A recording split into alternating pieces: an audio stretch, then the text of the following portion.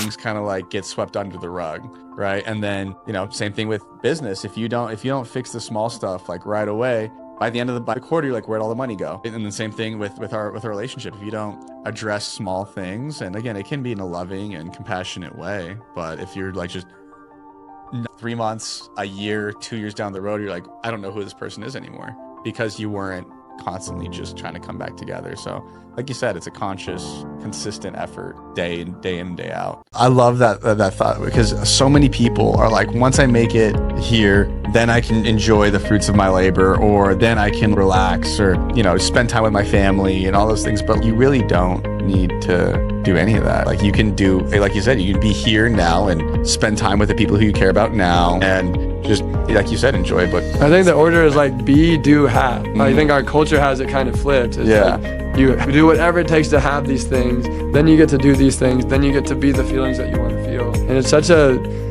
moving the goalposts, like it's always sliding out of reach for people. Like, I've tried that. That's not it. Like, no, like, let's feel connection, abundance, love, community right now. As we feel that, now people like you say, here's how we're getting there. You think that it should develop in that sequence, or do you start with the elite thing first? Well, I think it depends on your situation. So I started as a student too back in 2020. So I like learned how to wholesale houses.